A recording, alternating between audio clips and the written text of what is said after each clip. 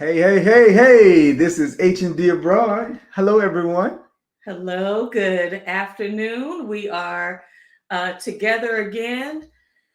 Um, we are taking a stepped up approach to the last few months of the year. Mhm. Welcome to September. Wow. We're calling it our wedding month, not Absolutely. just our anniversary, but this Absolutely. is so this time of year is really special for us, because I could actually walk outside here in the South, here in the US, and breathe. The humidity and the hot weather are, Have have we're been have been we're getting kind a this little week. bit of a break. Have been Yeah. kind this week. Yeah. So thinking about what are the most important things we need to drill down on, Hmm. because y'all know 2024 is our launch year, and our Black Sit year, our move abroad. We are putting feet on the ground, and needing to know information that confirms that we're making a good choice for the first place that we will land.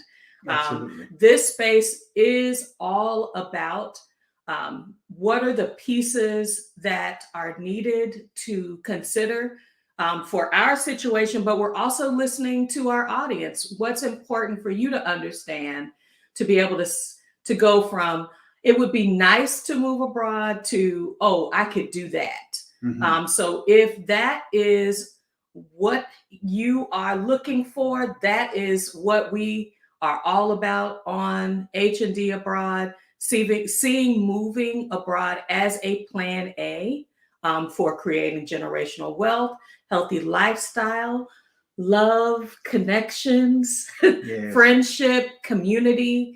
Please, if that is what you're looking for. Then your job is, and it's very simple.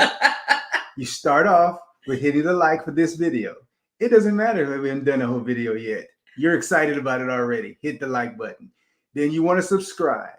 Subscribe means watching. Subscribe doesn't mean, hey, we support you. Come back later in 10 years. Subscribe and watch. Share this video and other videos with those around you who might be in the same growth process that we are in and Mhm. that you might be in. And hit the notification bell. We go live every Saturday, 1 p.m. Central Time, unless there's some changes. Yeah. Sometimes it does, but we're here all the time. Yeah. D goes live During the week. during the week, and Yeah. I will start going live during the week a few times as well. So we'll be here all the time, just like you live with us. So that means you have to subscribe and you have to hit the notification bell.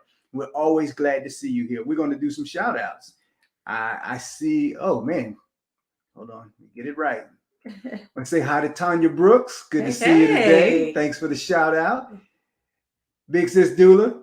Hey. D Walker, good to see you. Beijing Alpha 4, good to see you. Black Women Build Health. Hola, good to Build see wealth. you. Yeah. Mm-hmm. All right. Always good to see everybody here.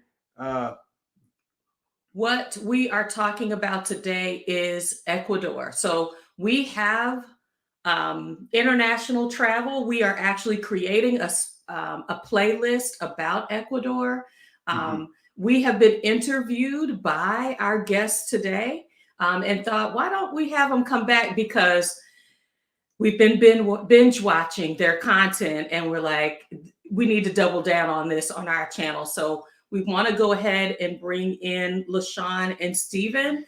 I want to remind you, Yes. out of respect for our guests, this is a conversation. Yes. It's great. Be involved, listen to what they have to say, but they are part of a conversation, and we want you to be a part of that conversation too. Throw your questions in the comment section, add your cue in front of it so we know to pay attention to your questions and your comments and your thoughts, and we will be in this conversation together. Get a paper and pen. Those who are watching from the future, watching the replay, please put hashtag replay. We want to know that you're watching, that this content is important to you. If you've got questions in the future that we cannot answer, we'll be asking LaShawn and Steven to respond to them since they're on the ground. So I've got my paper and pen ready because they are sharing all the tea. If you have not subscribed to Living Loving Abroad, we're definitely inviting you to do so. So welcome, LaShawn and Stephen, Living Loving Abroad. Hey fam, how y'all doing? Hello. Good to have you. Excellent. How y'all doing? And we tried to boost you up as big as we could right there. That's how we do that. That's how we do that here. We're so glad to have you with us today, fam. Good to see you again. You Good too. to see you too. Looks nice and sunny where you are. We're already jealous. It's actually a little cloudy today. Yeah, we have an overcast It was today. nice and sunny yesterday, but today is a little overcast. Yeah, well, hey, I'm still jealous because Y'all are out. Y'all have done the thing, and probably what I would want our audience to get up to speed on is, what encouraged you all to say, I'm living a good life in the US. I'm living a productive, however you want to describe your life in the US. I think I might want to consider living somewhere else. Individually, did you all come to that? Or as a couple, as you all were kind of growing, what happened from, hey, this is how we're living to we could be living somewhere else? I will let you answer that. Okay. So I'm going to start back in the past. So 2016, we took a vacation to Dubai. And that trip was great. And while we were there, and actually after we returned, LaShawn said, you know what, I wouldn't mind living outside the United States. And it hadn't really occurred to either one of us to really, pursue that. Fast forward to COVID, and, our kids are grown. It's just us and the dogs. And, our life is pretty good. I didn't mind my job. She may have a few issues with hers, but she hated her drive, her commute, definitely. Yeah, definitely. So I kind of came to the realization that we didn't need more stuff. We weren't the type of people to buy a lot of useless stuff anyway, but we just realized we didn't need more stuff. I didn't need a new boat. She didn't need a new car. And I kind of came up with this idea to live outside the country and figure out a way to do it on a limited budget, like a limited monthly budget. Mm-hmm. And when I brought the idea to her, this was 2021. Yeah, it was early 2021. And she immediately was like, yeah. I was like, okay, well, I thought the hard part was going to be trying to convince her, because I think I had a pretty solid plan. And she was with it. And after that, it just kind of took off from there. We started our research. Yeah. But Ecuador, like unless you are Ecuador? a geography buff like me, most people don't even know how to identify it on the map. So, right, yeah. Okay. And we've got folk in the comments saying that Ecuador is on their list. How did it get in your sight? How did Ecuador get in your sights for a place to land? Okay, so I brought Ecuador to him because originally we wanted to go to Panama. And Panama had changed their visa restrictions or a requirement. And I had a student that used to work in my department. And she's from Ecuador. And so, sorry for the background noise, something weird going on here. Okay. I wasn't sure if we were getting some kind of feedback. Y'all tell us in the comments if we're having some sound issues.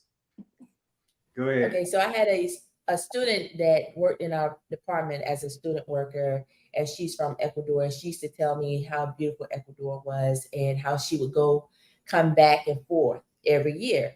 And so I told him about it. I said, why don't we go check out Ecuador and let me reach out to her and see if we could come if she's there. And she had just moved. Or they were about to move. They were about purchasing to a house. Yeah, move here permanently. And so we booked a trip here, and we were here for about 2 weeks and fell in love with it. Yeah. It was more like by the time we actually booked the trip, everything had kind of fell into place with Ecuador, with it being the U.S. currency, which was huge. The visa process, it wasn't cheap, but it was easy. It was easy to complete.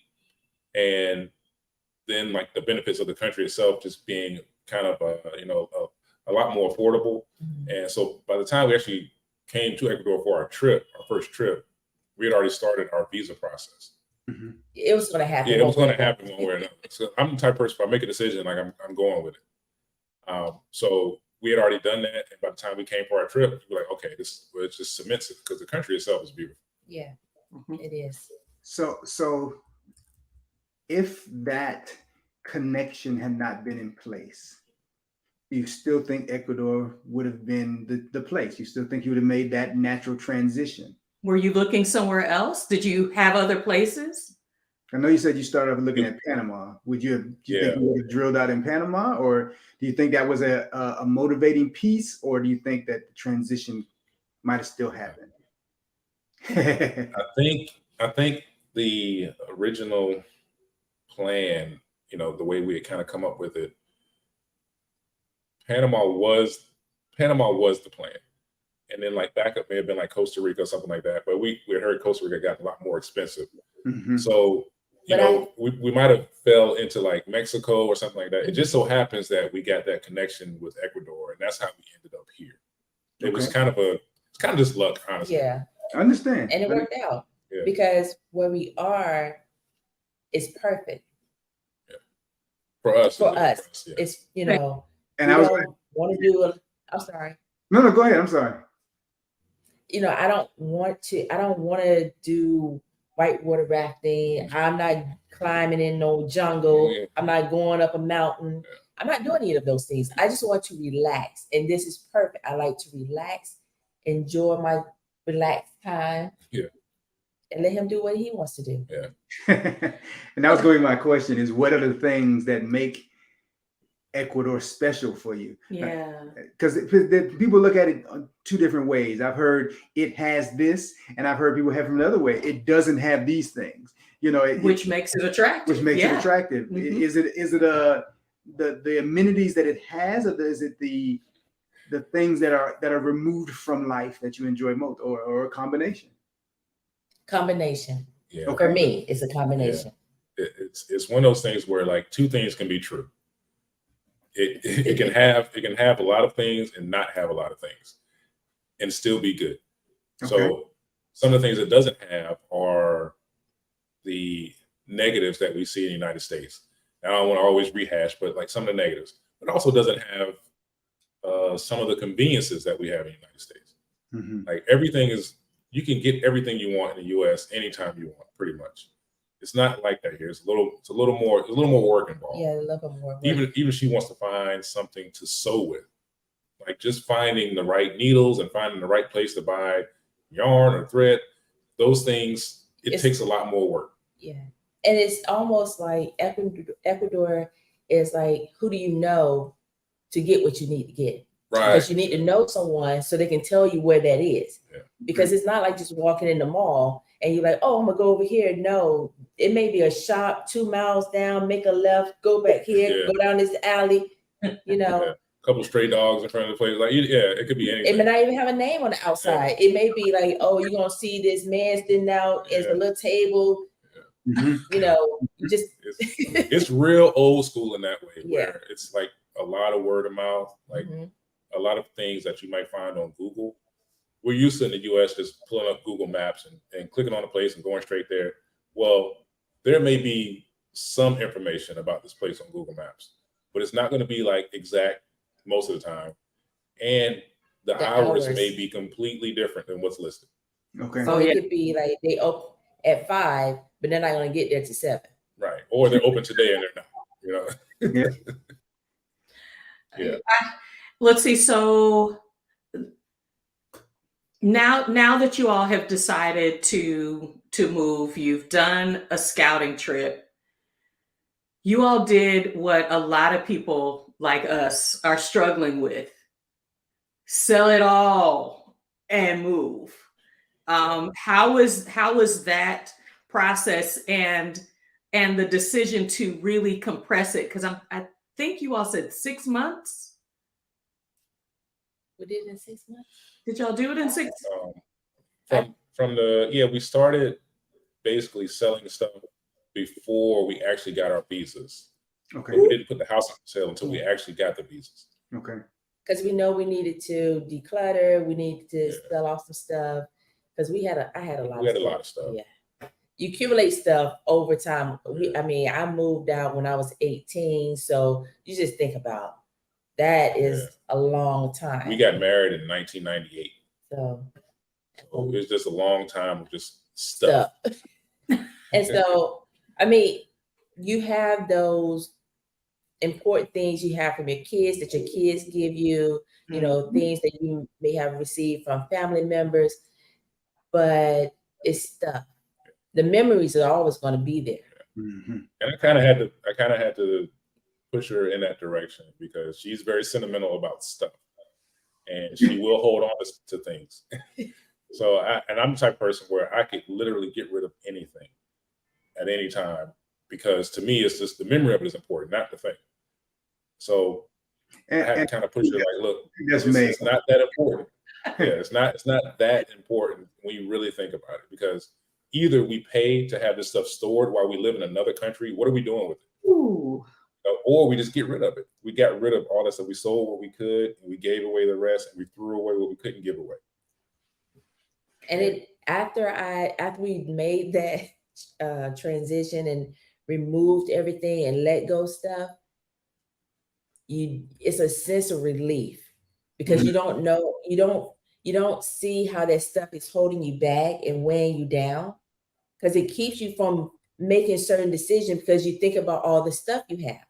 And when you have all this stuff, you're like, oh, what am I going to do? Oh, I don't want to do this. It's just holding you back, because like he said, the memory is always going to be there. You're going to always have that special moment. And when you can talk about that special moment, that is what's special about it.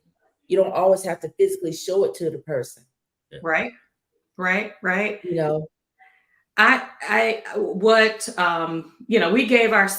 gave myself, maybe I should say that, the amount of time, because I was just like, I'm going to have to do it in waves. So the release, but I love my house. Like everything about this house is what we've always wanted. We bought it last year. We are now saying, the decision we're trying to make the decision between keeping the house or renting, keeping it to rent or selling it. How did you all make the decision? Because this is another point that when we have couples on, how did you all make the decision about keeping or selling, especially things like your house with children that are still in the States? Okay, I will answer that question. I think we both can. You go first. Okay. Our kids have their own lives, and they live where they want to live. I think for me, it was when my mother passed, and she had a house, and it was discussed to keep it in the family. For me, I'm an adult. I don't want to live in her house. Yeah, you can go back and you can visit, but then that, for me, rehashes memories that I had, and I don't want to relive that painful memory. Mm-hmm. Now, there's some good memories in the house, but then there's those painful memories of her not being there. And for me, it's like, I have my own. This is what I wanted. This is what we agreed to have. And now my kids, our kids have gotten their own place. They got what they want. Mm-hmm. I don't want to leave the house back to have renters destroy it. And I have to constantly keep it maintained and maintenance and spending excess money that I got to provide for someone to rent it. Am I making enough to recoup and keep living, off of it? Or is all my money going back into fixing the house and paying taxes and all of these things? For me, it was like, I don't want any of that. I don't want that responsibility. I just want to be responsible for just the two of us. Mm-hmm. Mm-hmm. So from my end, the decision was pretty easy to sell the house, because our house, the value had gone up dramatically. Mm-hmm. And the area that we lived in was near multiple military bases and right next to the highway. So keeping it rented honestly would have been easy. It would have been cake. But that being said, we knew once we quit our jobs or retired early, however you want to call it, we didn't want any responsibilities. And I knew I didn't want the responsibility of being a landlord or paying someone else to be a landlord. I didn't want to put that on like our son or our daughter to make, to be the landlord. And also like the money that I would have been making, we just put ourselves in a situation where we're like, nah, I'd rather just take the cash. It was just an easier decision for us, honestly. In the household in like the first day. I was going to say, you all sold during the hot time. I mean, like the super hot time. So yeah, I'm pulling back because I'm watching these interest rates and watching some of the houses in our neighborhood kind of sit on the market a while. We're going to see what what things do, but yeah, and have a company that can either sell or rent our house. So I really appreciate you all sharing kind of that logical process, because where we moved, our kids are like, y'all live too far out. I love the country. I love the quiet. I love the cows. I love I love it. We bought this house where it is on for purpose. us. And I think it's actually still closer than we wanted to be. And the kids are like, yeah, life is over there and y'all are over there. We're not, So as soon as, our two oldest had the opportunity, they've moved on. And our son, who's still with us, he's like, as soon as I find something closer, and I mean, I respect that. The consideration of house staying for us about whether or not we're going to sell or rent or whatever is about building some financial growth for the house for them, and not necessarily the house for them. As my folks get older, my mother passed in the spring, and my father's still at the house. I don't need the house. Right. My sister and her family are there. Potentially they could take over the house, but that's not a need that I have. I have no intentions of moving back to Central Florida to live in that house. So I agree with that. I mean, and so his decision would be whatever. I would support that because it doesn't benefit me to be there, for it to be there. Right. And so we've kind of made that decision. If we are going to use the house as a financial gain piece, it's about us and not necessarily about them. But I'm really leaning toward, if we're gone, I don't want anything that could be drawing funds from my life wherever I'm leaving. Or the idea that someone could damage this property and then I've got to fix it up to be able to sell. I don't need that complication. So I know there's a lot of questions about where we should, what should you do with if you own your home? The other is, so you found a country.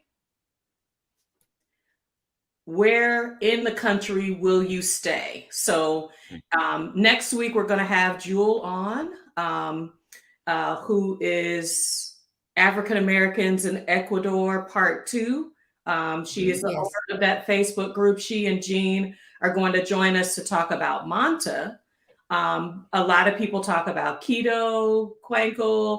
Why did you all choose? How did you all choose the city that you're living in? Did you go to those places and see them, or did you already know that the city that you're in now is the city that you wanted to be in? You can start that. I'm not gonna say the city we're in now was originally the city we wanted to be in, because when we came and did our exploratory trip, we went to Cuenca, and the altitude bothered me.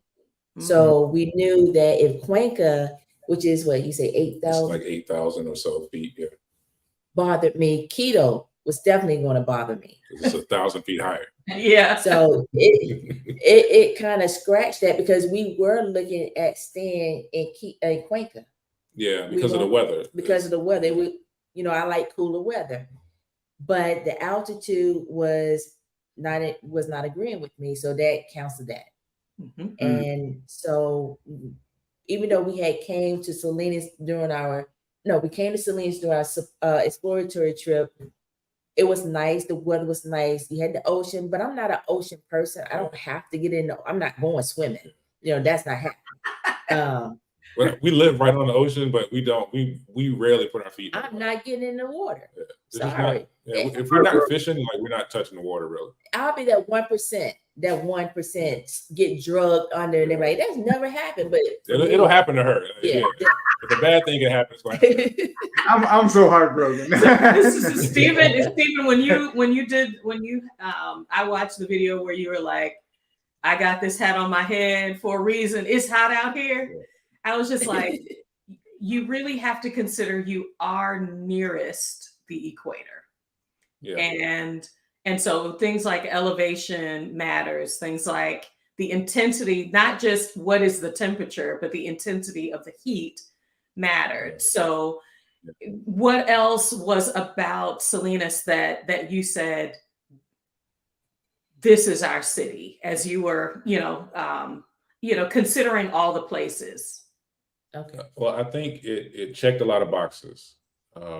One, we knew we would need help moving to a foreign country and not really speaking the language. So our friend that she was referring to earlier, Stephanie, they were building a house here in Salinas.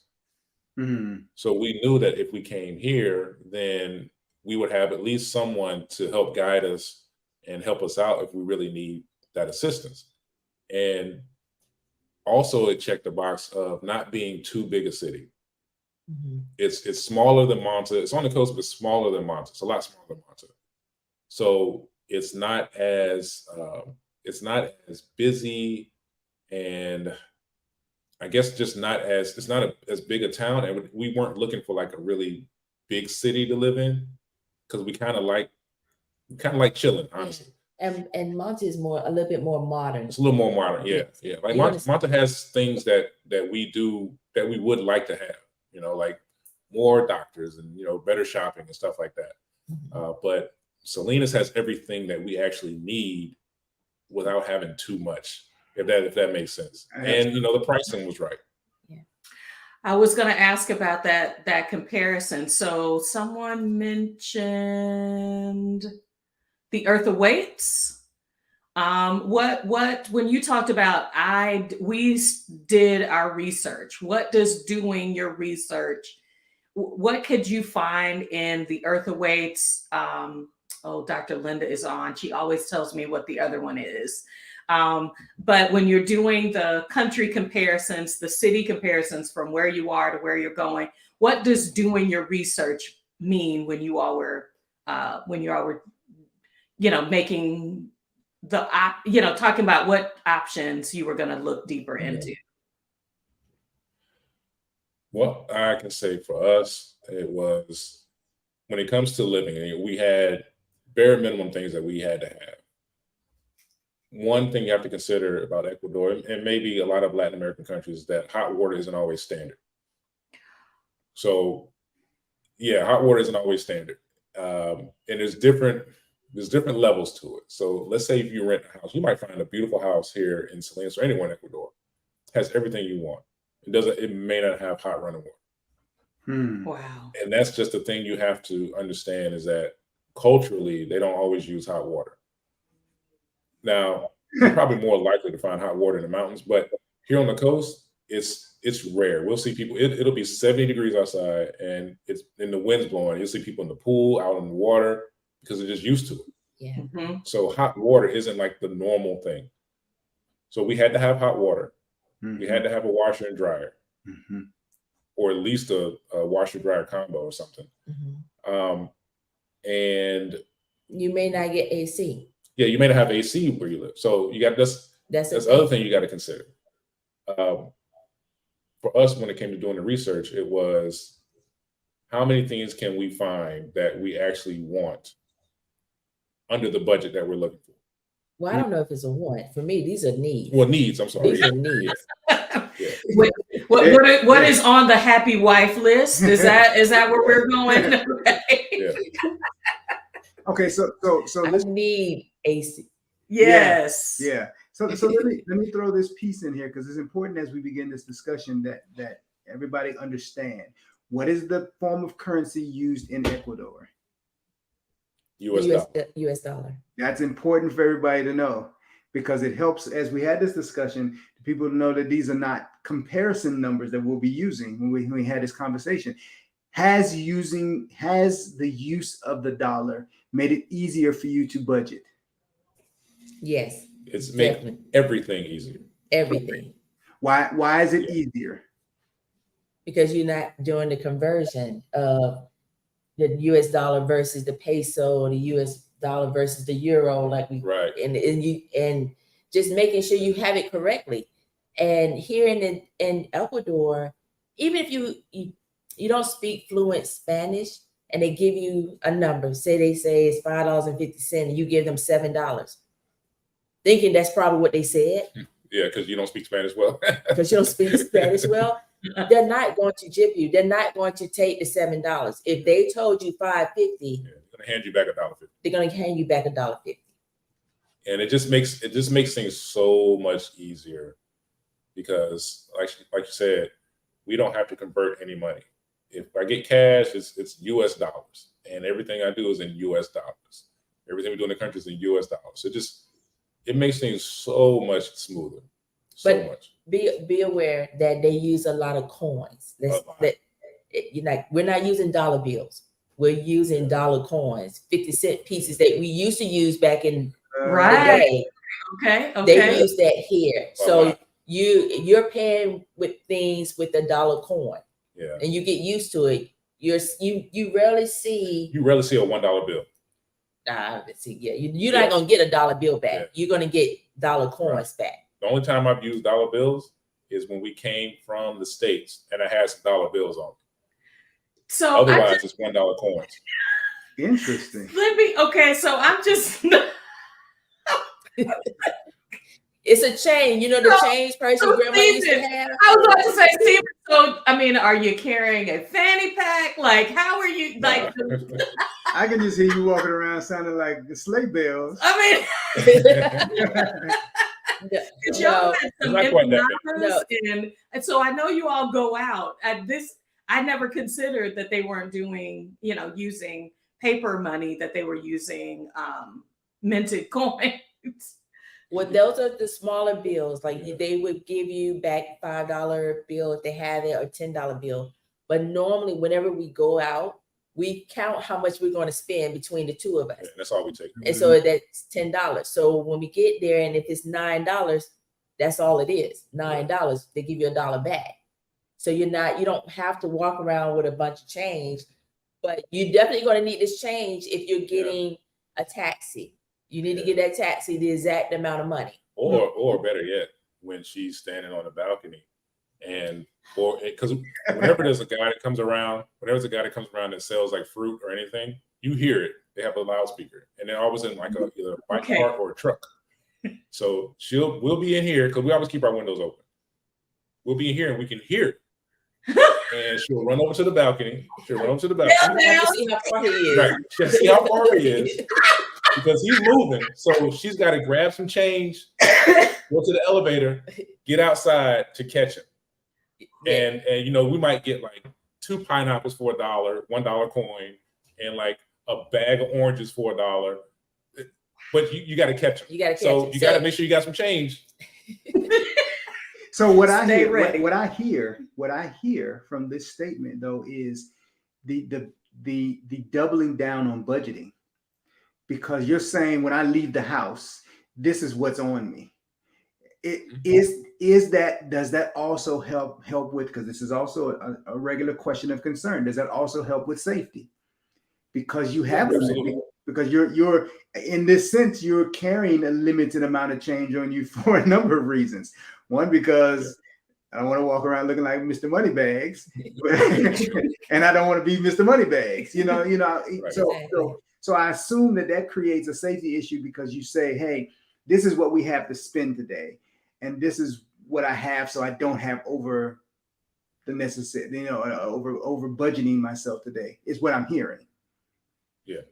It's like you were saying, it's a safety issue as well as a budget issue. or concern, however you want to put it, because there's no reason for you to walk around with $100 in your pocket. No, There's can't no spend it. reason. There's no reason for you to walk around with a large sum of money on you, whether it's $40, $50. There's no reason for it. But if you choose to, so be it. Yeah, unless you just have a specific reason to have that $50 on you because you're going to pay for something or whatever. But otherwise, just kind of walking around. Right. Purpose. You have the money for a purpose, not just to walk around saying because you have it. Because yes, let's talk about it. There are stick ups, robberies, I don't know if they pickpocket on the bus. I'm not sure, but those things do occur. So it would be no different in the US, Europe, another country. You're still a target if you allow yourself to have more on you than need be. I wouldn't walk around with $100 on me in the States. So True. That's just me personally. Me too. I definitely wouldn't do it here. And about that safety issue is a lot of places here, if you don't know, a lot of places don't take debit cards or credit cards. So a lot of the small mom and pop shops, almost none of them will take a debit or credit card. Okay. Not even a little swipe thing that you can put on your phone. So you have to know, like, where am I going and how much money am I going to need if I'm going to a place that doesn't accept debit cards? Because like if we're going to the mall, well, we'll have debit cards because pretty much everywhere in there will accept your card. But otherwise, you have to budget and say, okay, well, we're only going to this one place for lunch. We only need $15. And we're going to come back with change. So that's how much it costs to eat here. There's no reason to take more than that. Right. One of the things that, so when we went to Morocco, that was our first real barter culture experience. I knew that I was at a deficit and probably paid the gringo tax for not knowing the language. So we have a question about learning the language. I know the focus of, can I afford Ecuador is the focus of today's discussion. But like, how are you all seeing your language progress, and where are you seeing that happen, have a positive impact on your experience in country? I think his experience is better than mine. All right. So because he understands way better than I do. Which that's saying a lot because I don't understand much. He doesn't. It's enough to the point where it gets us what we need and we can pay for it. Because I promise you, we went to eat ice cream last night. And he was speaking with the person at the register. I have no idea only thing I understood was what flavor do I want? And I told her that. Everything else after that, he handled it. I was looking at him like, you really understand what? And he did. But I use a lot of context clues. I think that's the male mind. I say it hit me a couple of months ago that I finally realized I've been taking Spanish since 11th grade, and I know zero Spanish. And I think the reason I feel like I'm in spaces of understanding, looking at words, I get it. Reading sentences, I get it. Hearing it spoken, it's just like blah, blah, blah, blah. It's one, it's Charlie Brown. My brain is not moving fast enough to hear what. And she's like, but you work through that. And I think that I've learned that it's the context clues, how people move, how I'm an observer by nature. So sometimes what they're doing, how they're gesturing, the context of what we're talking about, I get an idea of what the conversation is. Now, they don't know what I'm trying to tell them because I can't tell it. but at least it gives me a direction, when I pull out my Google Translate to say, this is what I need to say. How if any has that been a challenge when you are, and I think this is going to push us right into where we're going, when you're making the big financial decisions? Are you using a mediator? Or are you finding people who speak English so that you can have good transactions? When you're making transactions like buying property or renting property. Mhm. You know, how is the language piece or the limited language piece served or disserved you? Okay. Yeah. Okay. So there's a lot to unpack there. One, so we've been using Duolingo for like almost 2 years. It only gets you so far because it's like Spain Spanish and not Latin American Spanish. So there's a lot of words that you'll get the ding on Duolingo and you say that word here and nobody knows what you're talking about. But as far as like a mediator, that's pretty much what we've done a lot of times. So whenever we've needed help, we've called our, a friend that's fluent in Spanish or Ecuadorian. Certain places we go with especially one of our taxi drivers who speaks a little English. He'll go with us and help translate some of the things that we're trying to say that we need. That's a huge help. When it comes to like renting, it just so happens that our realtor is American and speaks perfect Spanish. So, that's and when it comes to real estate, that's a whole nother like thing. Yeah.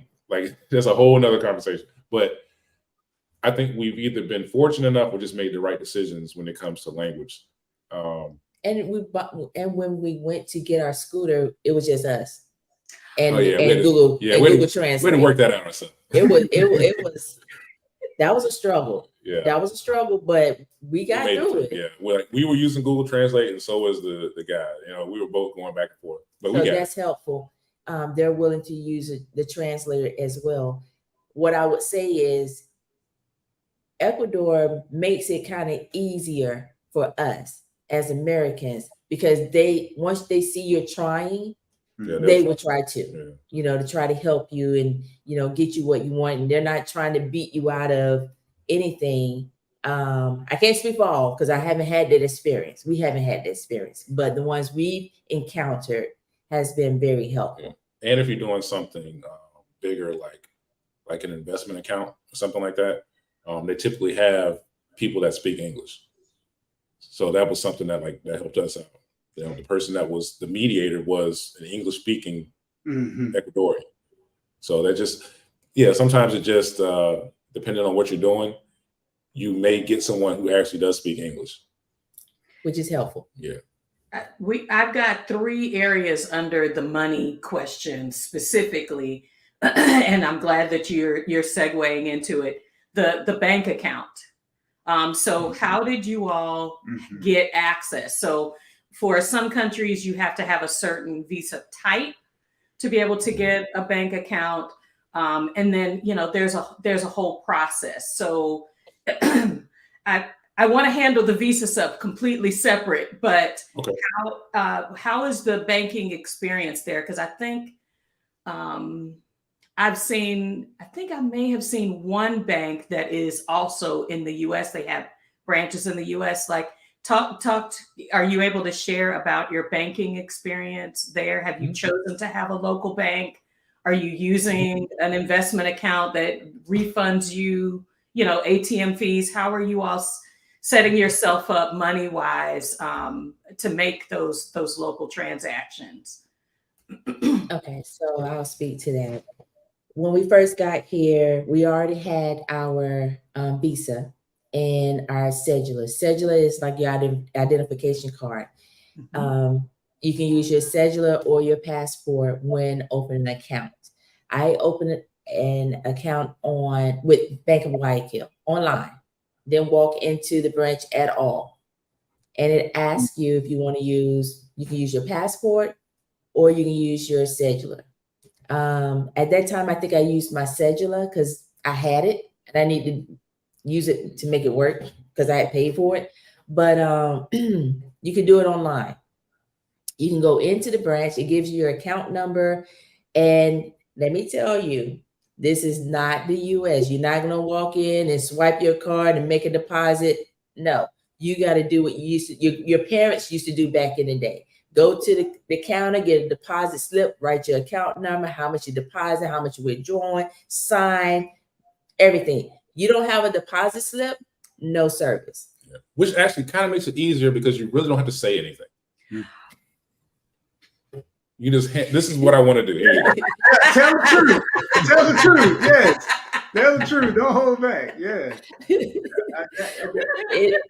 It definitely helps. It definitely helps. There's a lot of handicaps that are helpful. I get it. I get it. Now you're gonna need to get a card. Like they give you a debit card. You will have to, speak to one of the people, the representative, have your questions or whatever you want to say already in the translator. So when you walk up to her, you just hola, and then then she's like, okay, and she goes back. They can give you your card right then and there. It's a Visa card, so it's a debit card. And the thing is, your debit card works for. I don't have a checking account. I just know it was a savings account. Their savings account is like a checking account. You can withdrawals, debit, all of that. And like in the States, you have to have a checking account whenever you want to pay for purchases. That's not how it is here. It's just a savings account. It's just money in your account. Just money in your account. As far as there are several investment cooperatives here.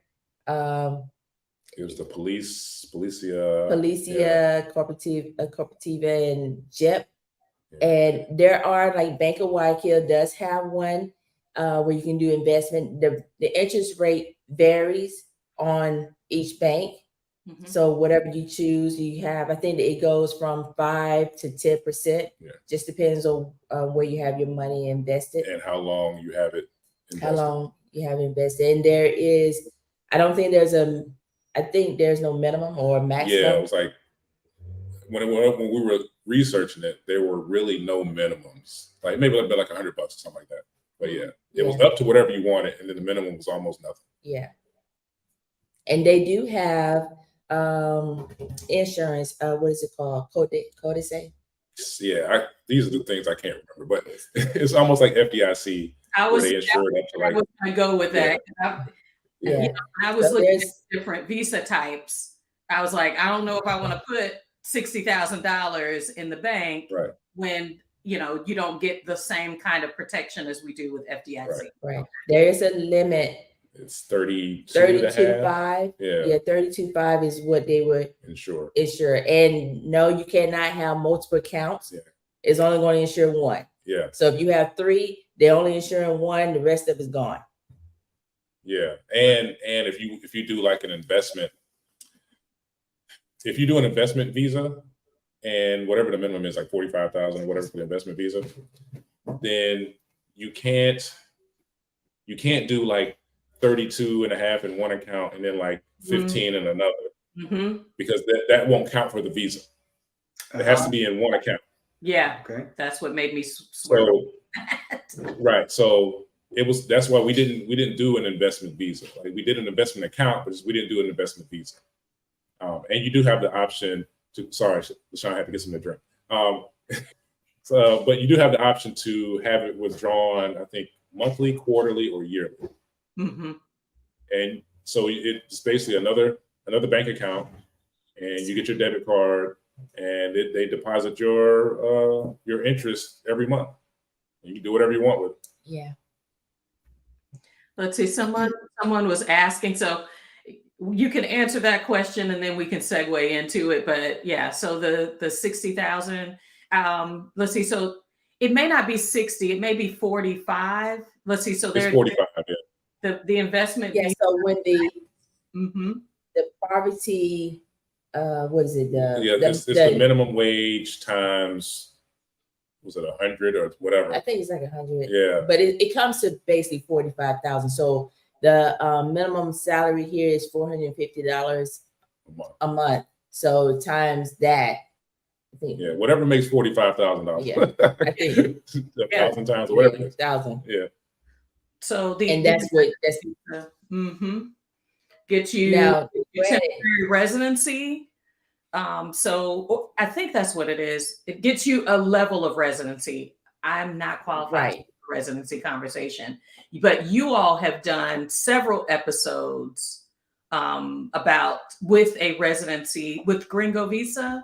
Yes. So please, you all go to living, loving abroad to get more information about the different visa types, because she is great about explaining them, what it gives you access to, and all of that. Anything else y'all wanted to say about the banking experience? Because my third is income. So you can get to a place with the money that you have. Was your decision about Ecuador because your money goes farther, because you knew that the way that you were going to be able to pay for your lifestyle could be accommodated best there? What about your income was a match for Ecuador? Well, did you have something to say about the bank real quick? Oh, I just wanted to say before we left, having a local bank is helpful, just because if there is an issue with the ATM and you can't withdraw money from the US, if you have a local bank, you need to put money in there so you can withdraw. Because you don't want to be in a situation where you can't access funds. Because like we say, this is a cash-driven economy. Mm-hmm. Cash, you need it, because a card is not going to get you anywhere. Right. I'm hearing that a lot. On that note, when it comes to like the banks, I know a lot of people may ask, well, how do you get the money to the banks here without having to go to ATM, withdraw? Like, you can't withdraw but so much money from the ATM. Most of the bigger banks here, including like the one like JEP and Bank of Guayaquil or Bank of Pichincha, they have branches that they use from like Miami. And you're able to make a domestic transfer from your bank in the US to a bank in Miami. And then that money can be transferred to the banks here. Does that make sense? So it just makes it a lot easier. Yeah. Like, you're not paying some crazy fees or anything. It's just instead of doing some international transfer, you're just doing a bank transfer. Very good to know. Very good to know. Absolutely. Because I'm hearing people struggle with that with our friends in Europe, that are like, how do I timing it correctly, for the conversion, the currency differences between them. So y'all are providing a really rich conversation. I want to say people in the chat are saying that. So, but what about if you all are open to talking about income? I think I've heard over the course of time that you all are retired. What does retired mean? Because y'all don't look old enough to be of retirement age. Because you all are not old enough to be retired. Okay, I just want to say. I think we're all around the same age. Yeah, I think so. We'll be 50 we're 50 this year. Yeah, I'll be 51 this year. In what, 2 months? Yeah. Yeah. I didn't want to bring it up. I'm the young one here. I'm 45. But anyway, are you November? Yes. Me too. All right. Hey. Doggone scorpions. Hey, it's right there on the mug. It's right there. But yeah, with retirement, what we say we retired because we just don't want to work. Yeah. We weren't old enough to retire, and that was part of the reason that we even made the decision, because we were like, man, we got to work another 25 years to get the actual retirement. Yeah, it wasn't cool with us. And I feel like this: if I gotta retire at 70, how am I gonna enjoy this? You know what I'm saying? I feel like I hate to say that, but I feel like I'm straddling the fence at that moment. Like, I can lean this way and it's over, or I can lean this way and still get hurt, but I'll be okay. I want to be at where I am right now to really embrace traveling and seeing other parts of the country without. I'm gonna need some assistance. Walking with my walker, my cane. And you fall, it's easy to break a bone, and it's not going to heal that well when you're older. Not saying it'll heal better, now at this age, but 20 years from now, I don't know. Yeah, it just wasn't in the cards for us. So just had to kind of come up with a plan to where, we were getting some kind of monthly income and be able to stretch, like you said, stretch our money in another country and live. So if we could, there's kind of multiple reasons why we left the States. It's, one, it was just the climate there is just kind of it's too much sometimes. And two, well, let's go somewhere else and relax where we can live a less expensive life. A less stressful life. So it's one of those things where, we could have come down here and decided to like work online or whatever. But we're like, I don't want any responsibilities. The most responsibilities I have is editing YouTube videos. Like that's what you want out of it. What do you, when you say you want to retire, what does that look like? Because for me, retirement is I don't want to work. I don't want to do anything. I want to do what I want to do and when I want to do it. That's for me. His is different. Yeah, I don't necessarily want to work. The things I want to do may not be the things that she wants to do, but we can both do the stuff that we want to do. Separately. And that's the point. Right. To her retirement. And we're able to tolerate each other. So yeah, we tolerate each other very well. I promise y'all, and if you are having some difficulties, it's gonna come out when you in a 2-bedroom or you're the only people that speak English and you have each other. Oh, you'll either work on it, or you'll be working on it, or you will be. What makes Ecuador affordable? What was affordable from your perspective? Because people I see in the groups all the time, can I live on X amount, can I live on $2,000? Can I live on $1,200? And everybody says it depends. So what does affordability look like for you? Because I figure it doesn't matter where you go in the world, housing is probably going to be your largest expense. What was affordable around the things that make life move for y'all? I'm gonna say one thing, and I'm gonna let you answer the question. Okay. I just want to say that like when we did our budget and we looked at it, we actually lived on like less than $1,500. So that's my that being said, I'm gonna let her tell you how we do that. That's my magic number is 1,500. Where in the world can I live on 1,500 or less?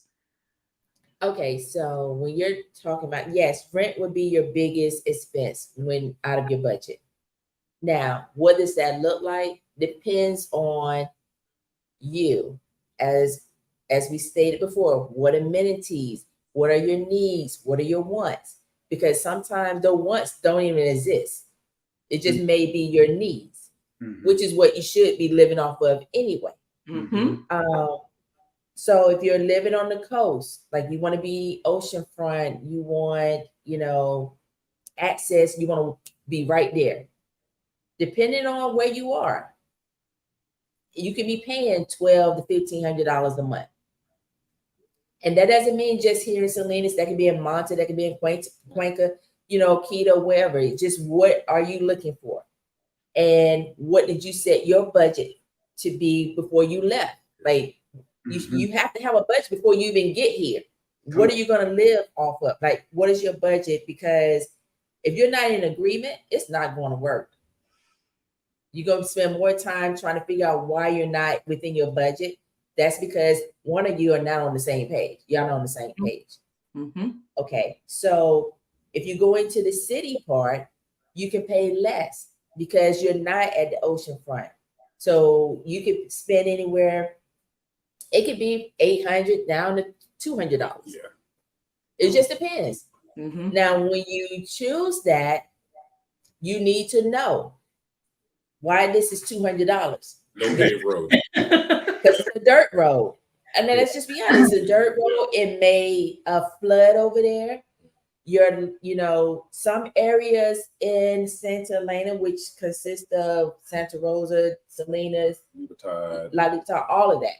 Now, in those areas, they may turn the lights off at a certain time. So you may not have lights from 11 to 6 o'clock in the morning. Right. It could happen. Yeah. It can happen. There's certain places you just have to know where it is you're going. And that's why you don't buy unseen. Yeah. But that you Sight your unseen. money is your money, sight unseen. Yeah. Your money is your money. You can do whatever you want. We're just suggesting you may want to come and look for yourself, because you may just bought a spot that is so good that, okay, in about 30 days, you're gonna be needing a boat trying to get up out of there. Or like I said, it could be a dirt road, terrible plumbing, and terrible like public plumbing, and like ruptured sewer. May not have any hot water. Yeah. It may be a whole house and you'd be only paying $300, but it doesn't have air conditioners, it doesn't have hot water, and like it's a dirt road. It's a dirt road, and it depends on what you want. So like we could absolutely pay less, but then we wouldn't get all the things that we feel like we need. Now you can get what you need and pay less. Don't get me wrong. Yes. Like we could move somewhere else and you pay can move less. 2 streets back Right. and say you may be paying $450. Okay. Right. And get everything. You have a wash and dry, AC, and all the hot water. But then there could be right here a person who may have $3 and they bark all day, all night. That's something you're gonna have to live with. Or they may be building a garage right next to this house that you're gonna hear construction all day for a year or more. It just varies. Yeah, it's really like get yourself boots on the ground and check out the area that you're thinking about. And like one of the reasons that we are where we are is because it had everything we wanted, and it was so easy and convenient. We were willing to pay like a little more than maybe we could somewhere else, just because it had everything we needed, and it didn't leave us looking for anything. You know what I'm saying? Like, oh man, I wish we had done this. I wish we'd done this. Like, actually, this place is kind of nice. It's nice, but then there could be other places. We're not just set in stone here, but Ecuador is so diverse. You can move anywhere. You can go to different places. You can go up the coast and still get the same thing, and it can be quieter, or it may not be cheaper. It could be, but what comes with that? Do you have a grocery store within 15 minutes, or do you have to drive an hour? Right. Are there lizards on your porch? You know what I'm saying? Like, what's a deal breaker? It can have cats all around, and that's a deal breaker. I'm not doing cats. I'm sorry. Oh man, then we were in Morocco. It was like somebody let the Cat cats Kingdom. They changed. That's why we didn't. That's exactly why we didn't go to Morocco. Yeah, we were in the middle of booking a trip to Morocco when we went to Europe, and I found something online that said there's a lot of cats, and I said, Sean, you know what? Let's cancel the Morocco part of this trip. There is no exaggeration. We were in Marrakesh, and she did a live. Our last, oh my goodness, one of our last days there. Yeah, and she's sitting on the porch, and 2 cats came. We were sitting on the terrace. We were in a riad, and we were sitting up on the top of the terrace on the riad, and she's in this really heartfelt meditational live, and 2 cats got across from each other, and they were just talking for about half the session. They said you can hit them in the background, just and they're all, and I'm sitting there going, go away. And I wasn't going over there because they had their hair all up on their back. I was like, I'm not getting caught in the anger, but there were cats everywhere. Yeah. In Mexico, it was the dogs are great. Chickens. in Mexico City. I mean, like chickens like you pigeons. are proving why spending some time on the ground talking to locals, people who have been there a while, that could tell you you might experience this in that area, because I've been here a while and I've seen it. Making those connections from community, but also spending some time on the ground, and then your list is going to be unique to you. What are your needs, but also what is your budget? So some people are getting residual income. I've retired from, the military, or, I spent 20 years somewhere and I've got a pension, and that's my residual money. What I have enjoyed on this journey with Ecuador is as long as I don't make my money in Ecuador, I don't have to pay taxes in Ecuador. So the affordability part is, who am I going to owe at the end of the fiscal year? Mhm.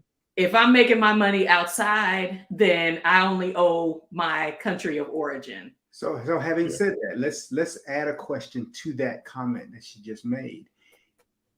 Are foreigners allowed to work in Ecuador? There's some countries where they have certain jobs they can work, and some countries where you can't work in Ecuador at all. Are foreigners allowed to work on the ground in jobs in Ecuador? I would say it's limited. It's very limited. Very limited. Basically, no. Okay.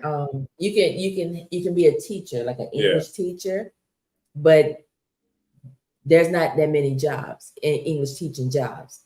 Because here in Salinas, it's not that many schools. There are schools here, but I mean, physically, you really can't tell where a school is. Really, unless you run right up on it. Yeah, it's not like the schools you see in the U.S. Yeah. These are like, oh, I didn't know there was a school. It's Or just it a could building. be off the back road, down, wherever.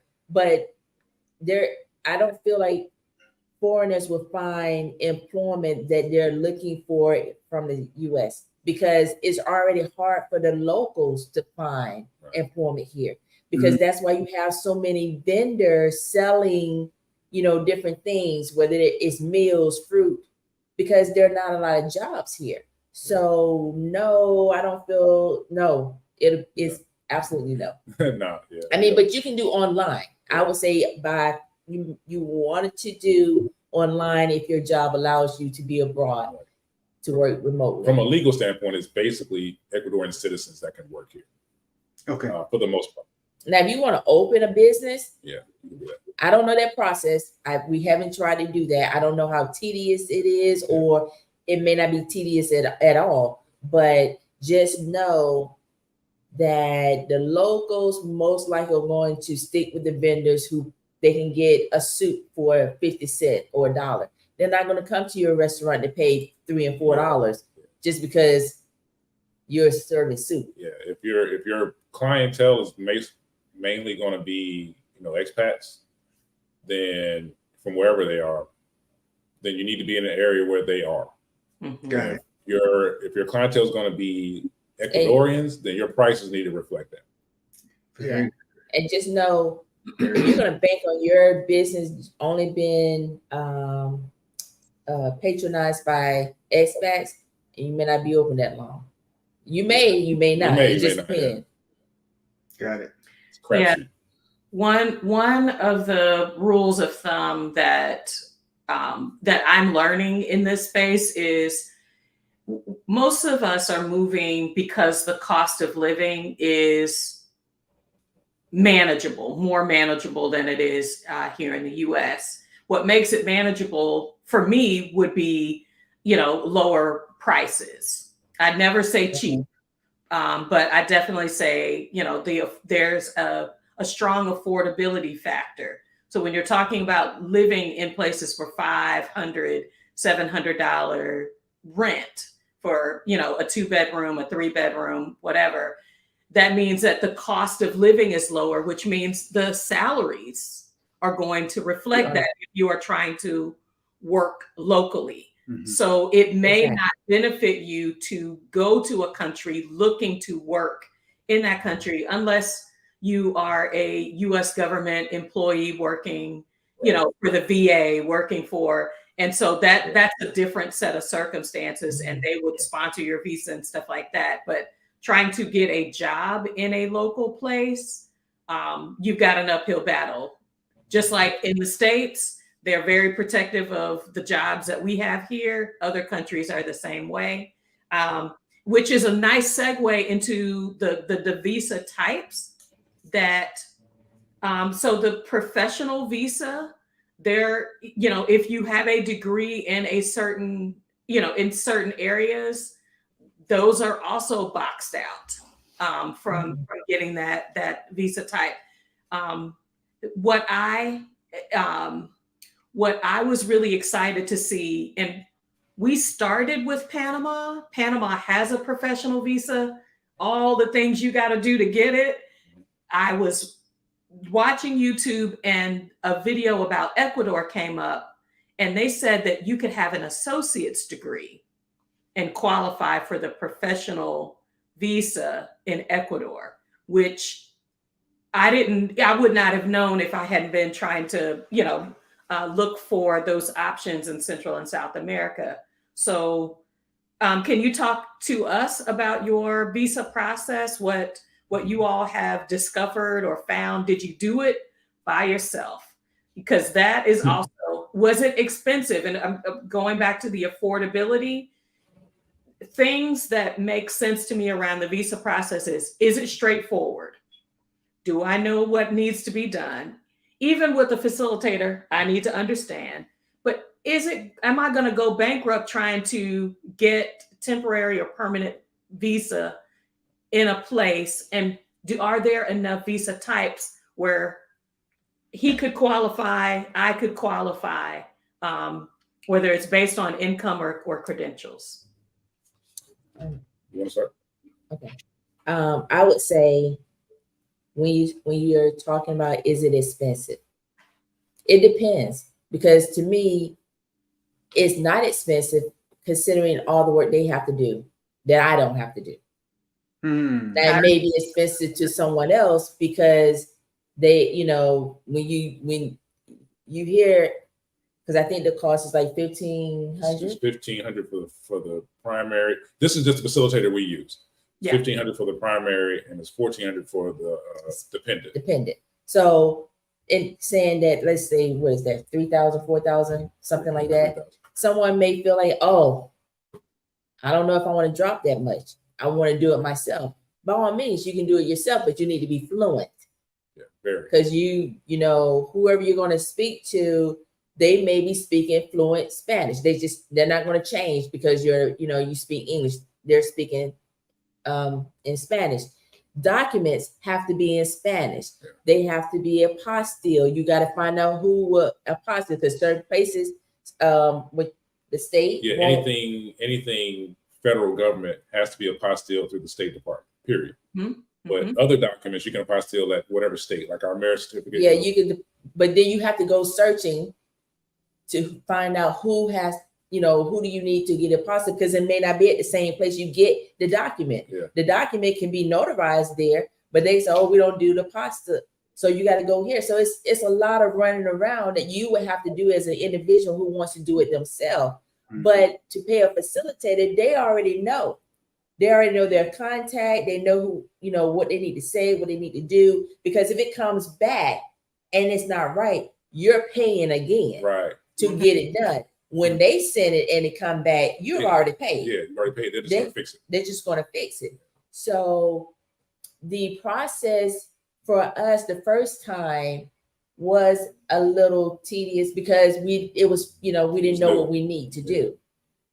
And Monte was helpful. She was going back and forth with him. They were talking, and it took It took a few months, yeah.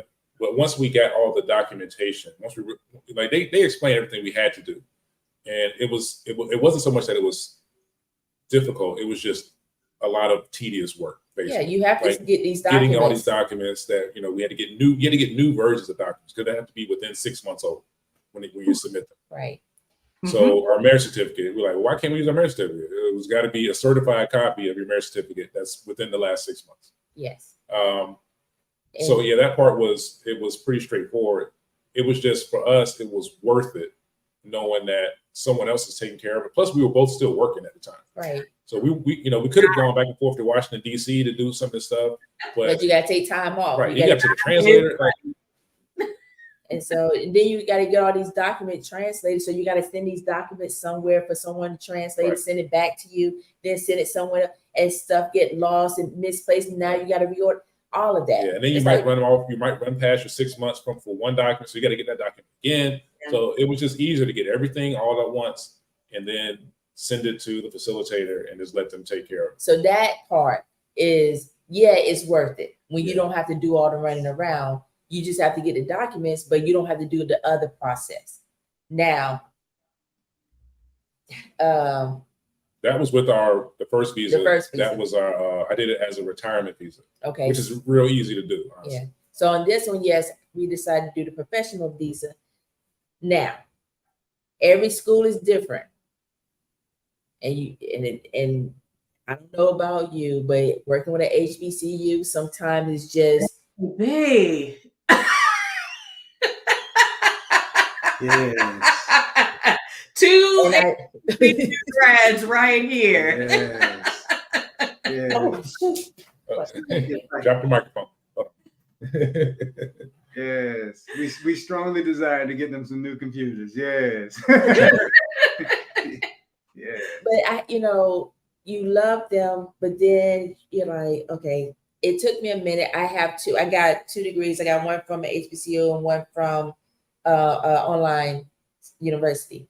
So I tried both. I never heard back from our beloved HBCU. So I had to work with the online, which was kind of easier. But there's a process, because when you contact your university, I had to send a document. I had to request, you got to have your account, make sure your account is still active, which I do keep my account active, student account active. And then it's a process, because they got to send it to someone else.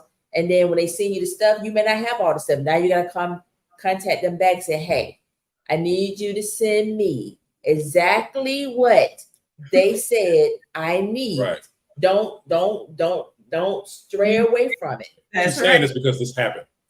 Yeah. Here too. And the only reason we're going to do it with our HBCU is we're actually local. Right. I can go sit in the office, type this letter. I will dictate what needs to be in the letter. Right. And that's what I liked about your the facilitator that you all mentioned. We have a question about how did you find the person to help you with the visa? That was it was Google. And honestly, watching some videos of other like YouTubers from Ecuador, one in particular where they mentioned gringo visas.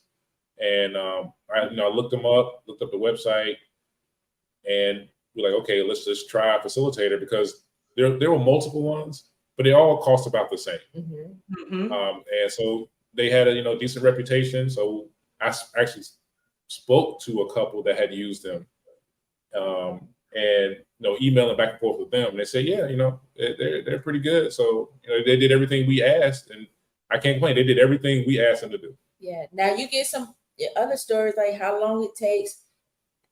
Yeah. We can't speak to that. I really. Yeah, we didn't really have a bad experience though. Fair. Yeah, we did a facilitator in Mexico. We're thinking just Ecuador. I just feel like they have more things that are required. That FBI, I mean, like that has a time. The apostille documents from here. You got 6 months to get that stuff into somebody's hands, and I don't want to make any mistakes, because you're either going to pay on the front end or you're going to pay on the back end, like you said. Yes. Let's see. Somebody is asking a question, and I thank y'all for that. How can you get a retirement visa without being retired? Well, allow me to explain. Yes, come on, people. The retirement visa doesn't actually require retirement. So it doesn't require any title of retirement. It doesn't require you to get anything that says you're retired.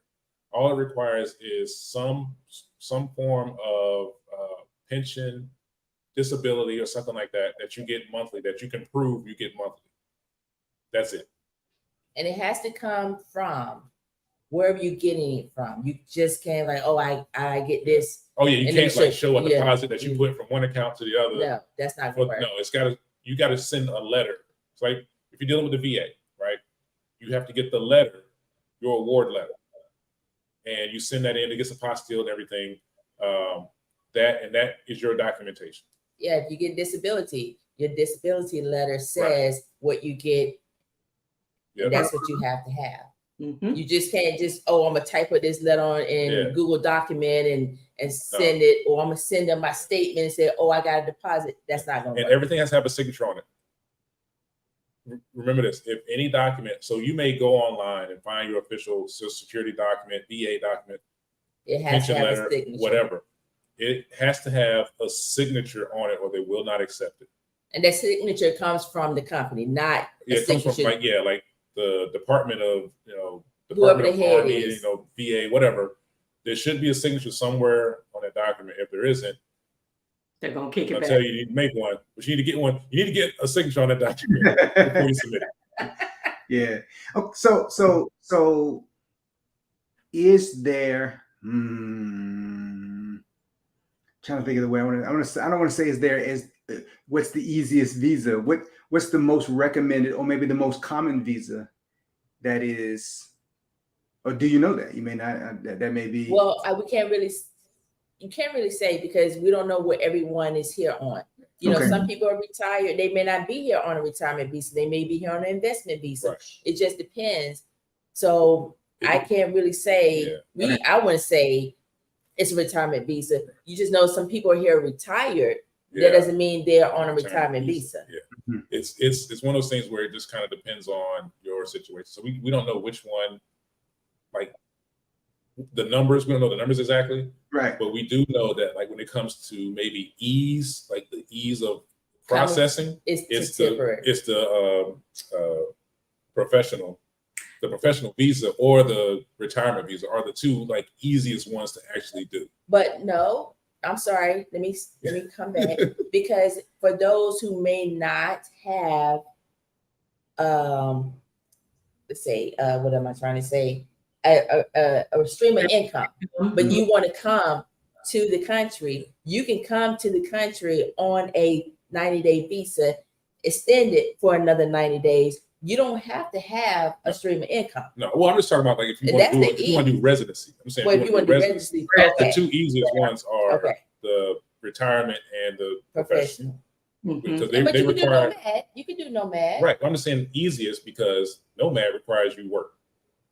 It requires you have an income from a job in the States or whatever. Okay. So what I'm saying is when it comes to ease, monetarily, it's the retirement visa and the professional visa.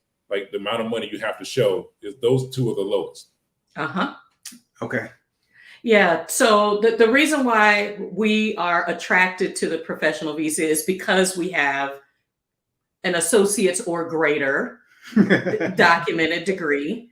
But the thing that I struggle with is the time that you must spend in country. Right. So it is the 2 years, but I think we heard in your video about the facilitator, she said 18 months. And so you can submit your paperwork for permanent residency after 18 months of being in country. So the residency requirement is something else when you're looking at where do you want to go, especially if you want to get to permanent residency where you are considered when you want to go back, how long you want to stay is kind of an indefinite status. So can you talk a little bit about that? Well, for us with the temporary visa, you get, I think for the permanent one, you get the 18 months that you have to be in the country, but it's not consecutive. So you can leave and come back all you want, as long as you don't go over that number of days. So like a 2-year period, I think it's like 180 days or whatever, or it's 90 days. It's 90 days. Mm-hmm. 90 days. Yes. 90 days. Okay. Yeah, 90 days. So 90 days. So we don't plan on spending 90 days outside the country in the next 2 years. That's why we took our trip to Europe when we did, because we already knew. Well, we had lost our 90 days before we came because we got our visa before we sold our house. So it kind of prolonged us leaving. So we lost our 90 days. So we just did whatever we needed to do. We're going to go here. We got to renew anyway. So that's why we went to the places we went because we had already lost our 90 days. You still can move about and come in and out the country. You just You just got to That's start when, over. it's time to re-up. We got to just re-up for the temporary residency visa again. Right. And that's what we're doing now. And so after your 2 years, then you can apply for the permanent visa. Right. But like I said, it's not consecutive. So I don't want people to think that like you got to do 21 months or whatever in the country straight. No, you can leave and come back all you want. You just got to count your days. Yeah. Yes. Just be super conscious about the time out of country. So that was new to me because we were looking deeper. And so now when we look at other countries, that's the first thing we look at. How much time do you need to spend in country? Wow. I think we drilled it down. I think everything's answered. All right, so one last thing. Let's bring it a little simpler. I go to the store. I buy two, I guess we all call them Walmart bags now. I buy 2 Walmart bags full of groceries.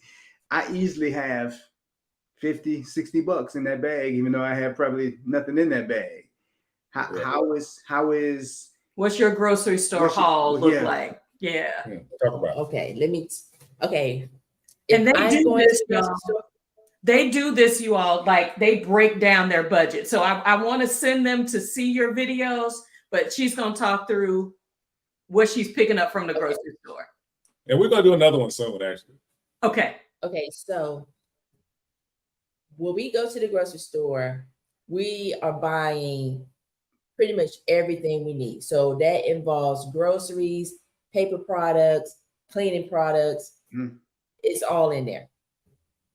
So let's just say if you want to go to the store and get milk, eggs, bread, pack of hamburger meat, maybe some condiments to go on there, some lettuce, tomato. This is at the grocery store, not the Mercado, the market. I got $50. This is what you're giving me, right? Yeah, $50. Okay, $50. All right. I'm buying toilet paper. I'm getting some Windex, some cleaning products, the milk, all of that. Maybe 30 eggs. I'm getting 30 eggs. So now, it's 10. I have about probably $8 left out of that I done bought. Toilet paper, because the toilet paper you can get, about 8 rolls. 8. They come in like 6s and 8s and stuff like that. $5. Your condiments, so your mustard may cost 80 cents, and it comes. I give you a visual. Let's do that. While she's away, we can. Imagine you fill up a full size shopping cart at Walmart, like literally fill up all the bags that are coming over the top of the cart. How much that will cost you? We can do that here, and still be under $150. Wow. Like completely full. Okay, so for those, this is my barbecue sauce. It comes in a pack like this. Mm-hmm. You're not going to find a lot of oversized condiments. Yeah. You're not going to get this big thing of ketchup. You're not going to get a big thing of mustard. You're going to get something like this. They do have some bottles, but they're small. And this is the ketchup. You may get a small bottle that you find in the restaurants. That's going to cost you probably $3. This right here was probably 80 cents. And this is all we need. Yeah. We don't need a lot. It's like my mind. It lasts for a while. My mind has changed about how much excess we buy in the States when we don't need it. Mm-hmm. So this is my juice. I don't normally drink orange juice. Oh my gosh. It is not high in sugar either. This was $1. Whoa. Yeah. This was $1. I'm gonna tell you, I hardly ever buy orange juice anymore. I'm from Florida, and I bought some orange juice and I drink it like it was a wine. Shots. Yeah, because when you spend almost $4 on juice, I don't even buy it. Wow. Yeah. It's so crazy. I got Clorox, the little small container that you buy when you go to if you're going to laundromat. It was $1, I think $1.50. Clorox in the States, oh my gosh. Yeah. Yeah. But it's just we were at $50 when you said 30 eggs. So Remember that? Yeah. So the eggs are, I would say, if you got 30 of them, it was like $5.50, and they're brown. Yeah, like $5.38 actually. Yeah, Mm. something like. But the And they're big. $50 that you give for me, because I'm a frugal person, I'm gonna make that money stretch. Mhm. I'm coming back if I can. If you gave me 50, I'm coming back with 25 if I can. or a dub at least. And then she's taking that money and then going to the Mercado to get like more fruit than we can carry for And like less than $10. Yeah. Yes, I can get four tomatoes for like 50 cents. I can get a stack probably 10 bananas. Yeah. I think I paid 50 cents. A papaya, a big old papaya, is like Like I said, $1.50. $1.50. like I said, when we come to Ecuador, we'll be at your place. Between as a person in food service, as a chef, that is, first of all, just because of challenges we've had in our lives, is how we look at food already. Mhm. You know, we went through a period where money was tight. So, you know, we standing in the Aldi's and we're moving dollars to the cents to whatever and coming home with food. And we maintain that mindset. So having the opportunity to do so, having the freedom to say, oh, we have this a greater budgeting opportunity, that's a big deal. What I'm noticing though, and I want to make sure I say this in this space, I noticed you didn't bring up Hunts and French's, and because I figured some of the grocery stores there will have American, where they've imported those things in. What's the difference? Why are you? Okay, let me give you another. I'm about to give you another. I know what you're about to get. And why are you not choosing? Why are you not choosing the comfort foods you grew up with? Because I think I saw a video that you all did for, was it Puffs, the cheese puffs? I won't say the brand. Oh yeah. And you were saying, this is what I bought in the US and this is what it looks like here. Yeah. Exactly. So let me just say before she shows this show and tell here, you have to get to the point where you're not stuck on the American brands that you were used to. Now you're gonna have your vices. There are things you gotta have. Mm-hmm. But as far as like, I like Doritos. I don't like the Doritos here. Right. They just taste different. Correct. So I don't eat them. I don't eat them anymore. But there's a big but here. This right here. Ooh. This is worth its weight in gold. All right. They have peanut butter here. They have other brands, but they don't taste like this. So we pay a premium for this. Got it. And when I say a premium, that's a premium. It's almost $12. And the funny thing is, now I can get much cheaper peanut butter, but yeah, there's something that like that we both say like, all right, we're gonna splurge a little bit on something that we really like. It's peanut butter. Now I just so happened found this, and it was on sale. It was 2 for $1. Of course, I got 2, but it was not. It's like I say, you know what you're getting when you're getting something you've already had. Mm-hmm. Mm-hmm. Now, if it was 2 of these that I did not know, I'm not going to get both of them. Right. I'm only going to get 1 because it doesn't make sense for me to buy 2 and I don't know what I'm getting. But we found that we only buy what we need now.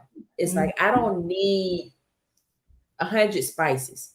I don't need 100 condiments. I don't need to buy in bulk. I don't need all of these things that accumulate, and you see it accumulating because you feel like you need it, and you have to get out of that mindset that you just gotta, because it's there, you gotta have it. No, are you going to use it? Right. Because you have to understand, in Salinas there is humidity, and you can't have all of these beans, rice, and stuff, because now you may have bugs in it. So or mold or whatever. Or mold, yeah. So Um, you have to be mindful of what you're buying and only buy what you need and go back to the store, replenish. It's okay, because honestly, 80 cents. Mhm. If I spend buy 4 of those products, I still spent 80 cents each for each one of those. So I just go back next week and get if I need it. Mhm. Yeah, and the milk we buy is it's a quart. It comes in a bag. It's a quart size bag, and we use one at a time. You know, and we don't even have to refrigerate it until you get ready to use it. Mm. So there's just differences in things, and we don't have a pantry, so we don't have room to have a lot of stuff. It So it sounds just like makes us more wary. yeah, it sounds like it's pushing us back to a lot of the ways we grew up as a child when we were children. Yeah. Yes. When I was a kid Exactly. growing up in Florida, you know, you either had those sealed containers because you know what were they called? Anyway, the bugs would get in the rice, and the bugs would get in the oatmeal, and the Yeah. bugs would get in the. Mhm. So you had what you had for whatever time frame you needed it for, and then you may have some bags of it, and even with that, you would keep that around because it would, you know, draw, you know, rodents or whatever. And Right. it sounds like that concept, you know, Mhm.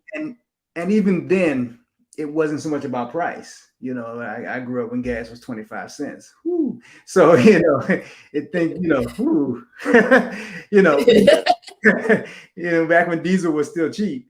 But Yeah. you know, that is those things help you remember. Like you said, you get used to living in buying bulk because the Sam's is 20 minutes from my house. And that's on a good clear day down to the drive. It's 20 minutes to the Sam's. And so you buy in bulk so that you don't have to make that trip again. And to be able to say, hey, things are closer. You know, I mentioned a couple of months ago, I said, you know, we identify food deserts as neighborhoods that don't have a grocer. But most of us don't really live near a grocer. We just are getting used to driving the 15, 20 minutes to the grocery store because driving is Right. part of our neighborhood. We actually live in food deserts, most of us. Very few people live in areas where you walk to the store and, you know, do that here in the States. And if you take away the financial necessity of a vehicle, as a regular part of transportation, if you take away and to say I still can get to the store within 15 minutes because I strolled there or 10 minutes, it changes the whole financial outlook on what you're doing and how you go about your business and what you do and don't have to do. Using your statements earlier, LaShawn, what you need and what you want. Mhm. Which might Can I say something real quick? yeah. I'm sorry. Go ahead. No. I was just looking at the comments and the milk in the bag. I think our Black Utopia asked about the milk in the bag. It comes, most of the milk you buy in the store here, it comes in a bag. They're on a shelf. Yeah, it's on a shelf. And it's like, so it's not refrigerated. And it's like what is it called?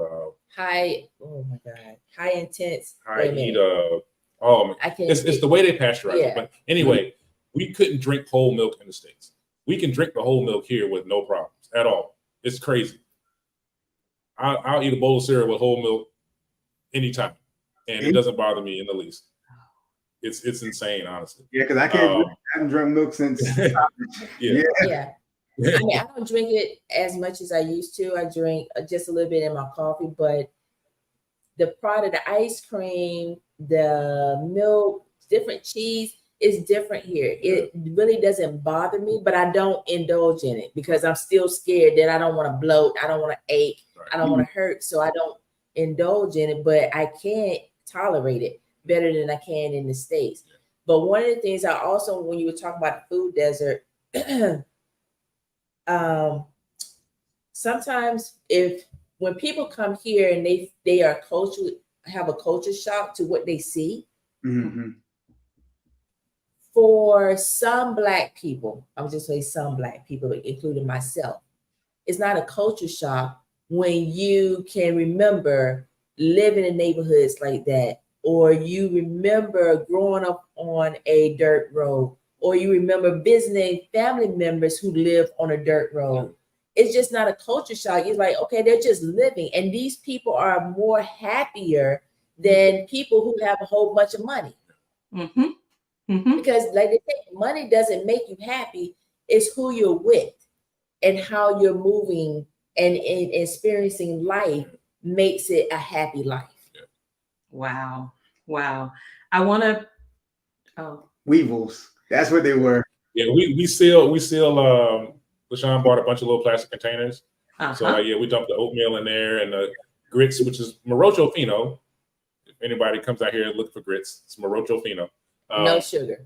Hey, don't put no sugar in them grits. Hey, hey. Don't get cussed out. Yeah, I was like,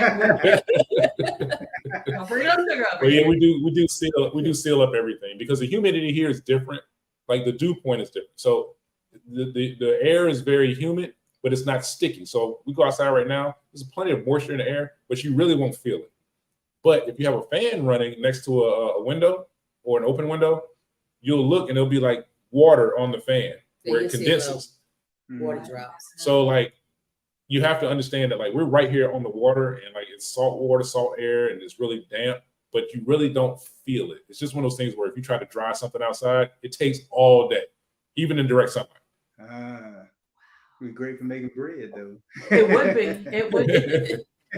Let's see. So one more question. I want to go back a little bit. Thank you. I see all y'all in the comments. There was a question about top cities. Okay. So we'll close with this one. What are your favorite 3 top cities in Ecuador, and like why? Why would they be? If you weren't living in Salinas, what are the other places in Ecuador you would consider? Quito. Yeah, and now the altitude is something. Yeah. It doesn't bother me that much. So I can tell you for sure, Quito was absolutely gorgeous. And that would be a place that I would live if altitude wasn't an issue. Cuenca is very beautiful. Mm-hmm. Same issue. We haven't been to the Loja and Vilcabamba area yet. That's one place we got to get to. We hear it's really nice out there. It is kind of elevated, but not quite as high. But we really like Salinas. So that's definitely going to be in our top 3. So yeah, if I would say just a top 3 for us personally, it's probably Salinas, Quito, Cuenca, maybe. I don't know. If you're not living in, she said not in. If you're not in Salinas, other than Salinas. Oh, I like Otavalo. Otavalo was nice, and Cotacachi. Yeah, they were really nice. They were beautiful, actually. Okay. And they're about 2 hours outside of Quito, and they kind of elevated. It's gorgeous out there. It's just when you're riding through the different provinces in Ecuador, you just see so much beauty. Yeah, the mountains, the valleys, the tropical parts of it. It's just beautiful that this country offers all of that. Mm-hmm. And I was going to ask, are those more rural areas or more generally populated areas? Well, like Otavalo and Cotacachi are a little more populated, but they're not like big cities. Okay. If that makes sense. They're kind of more small, like Salinas. It's the country. It's strange. It has a little bit of everything. You could be in the mountains in 1 hour, and then next thing you know, you're riding through like an actual jungle, and you're seeing tarantulas and whatnot, and then you're in a desert. Because like Salinas is technically a desert most of the year, so it doesn't really rain a lot here. It's only because of this El Nino switching from La Nina that we had a bunch of rain earlier this year, but that's actually really odd. It hardly ever rains here. Yeah, I mean, as I'm getting to know the country better, my top is that I don't want to have to go far. Like I want a major airport where I can leave to go to another country within less than 30 minutes from where I live.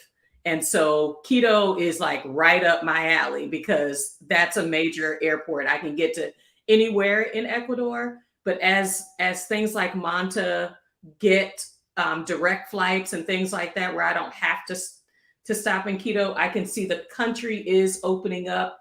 The country is developing in a way that says this.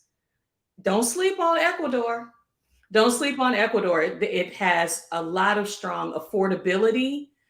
It's got really good community, whether that is immigrants from pretty much, Canada, lots of different places in the world are considering Ecuador. I always love to uplift parts of the world that aren't. I love you, our Black utopia. Everybody's not going to Portugal. Portugal is beautiful. Spain is beautiful. Y'all know that's where my heart is. But there are other places where, if you were to look for these different aspects that we've talked about today, keep your options open, because the world is a beautiful place. You can't get there without a passport, people. Hey. So make sure you're getting your passport early and often.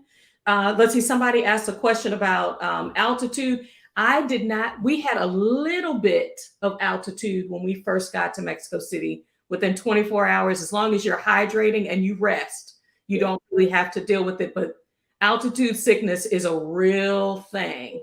And you won't know it until you're there. Yeah. And also, one of the things for your viewers, if you have prescription, like medications, you can look into if wherever you're planning on moving, how much is your medication going to cost you? Because, like, what is it? The inhaler here for asthma. I think Jules said she pays about $6. I guess it's anywhere between, let's say, $2 and $10. Yeah. Wow. The EpiPen.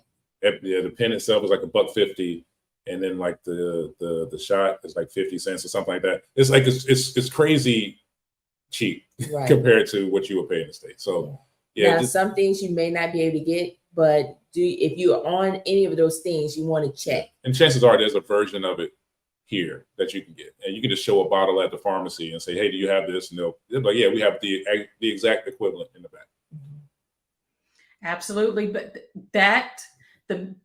y'all know medical care is eating us alive here in the States. It is snatching out of our budget almost every month, whether it's dental, vision, medical, medication, those things.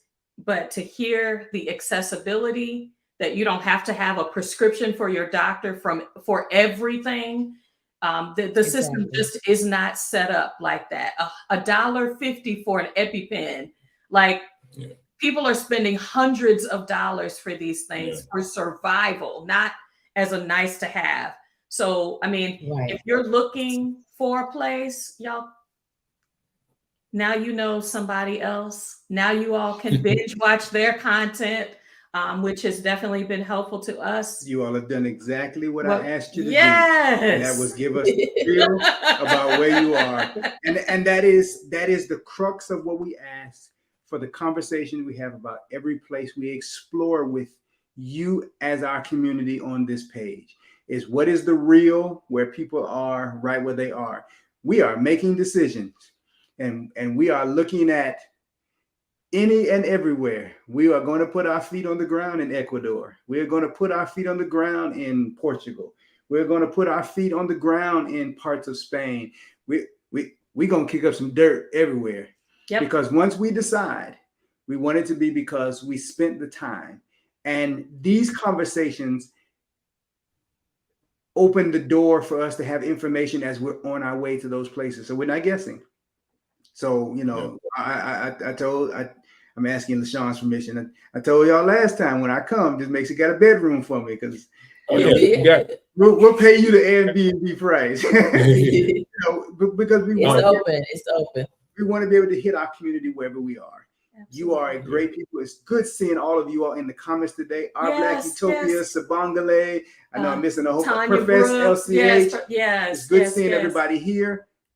We're here every Saturday, 1 p.m. Central. Make sure you spend time right now, while you're still looking at me. I apologize. And hit the like button while you're still looking at me. Go over to open up another window and go over to Living, Loving Abroad and subscribe to their channel. I love these people. I love the information that you all bring. I love your reality. It's always good to have friends. It's always good to make a connection. When you see our stuff pop up, because it did, because you already hit that notification bell. And I see you, Monique. Thank you for sacrificing some of your time. She is a midwife in training. So for her to make time for this, she and her family are looking to move abroad. Share. Because if this isn't on a lot of folks' radar, it will be, as we are entering election season and people are considering, I want to live life different. Welcome. I'm sorry, can I throw a shameless plug in real quick? Absolutely. So living abroad, anyone who has questions that we didn't get a chance to answer, you can come over and ask us a question. Just go on any video, put in a comment. I answer all the comments that we get. Also, LaShawn has a channel on the porch, on ONTHA porch. I talk about everything. I don't have a direct, like, specific topic. We talk about everything. I feel like I want to talk. If you want to listen, come join me. If not, that's fine. But I'm gonna talk about anything and everything because I feel like my people want to talk. Let's talk. Yeah. So we have a really funny conspiracy talk that we did that we recorded that she's gonna put up pretty soon. And then my other channel is absolutely. My other channel is on Steve's Instagram. MGT. Yes. Yeah. My other channel, I just talk about movies and TV shows and stuff like that. So like I recently did like The Last Dragon and Action Jackson and Cujo. So you want to go over there? We have fun. We have 3 channels, so just come on. If you come to our channel, there's links to the other channel. So absolutely, yeah, just a shameless plug. We really appreciate y'all having us today. Man, it was a joy to have you. I'm sorry, THA on the porch. THA, on the porch. The porch, okay. Yeah. You know how we say we're on the porch. We're not on the porch. We're on the porch. Somebody paid $272 for teeth cleaning. We paid $60 for both of us, all for everything. Yes. Wow. Okay, and we'll get that information from you too, because we're continuously growing and we got some new projects. Letting everybody know we got some new projects coming down that we're working on. Be patient with us, but we are working on them. And one of them is we're going to be starting couples meetups in the States. So if you're interested in moving abroad and you are married, Dr. Linda is celebrating her wedding anniversary today. If you are a couple and are considering moving abroad, we're going to be hosting couples meetups in the States so that you can develop community before you leave, find out where people are going, and we're creating deeper community. So thank you all so much for today. Have a good rest of your Saturday. See you all soon.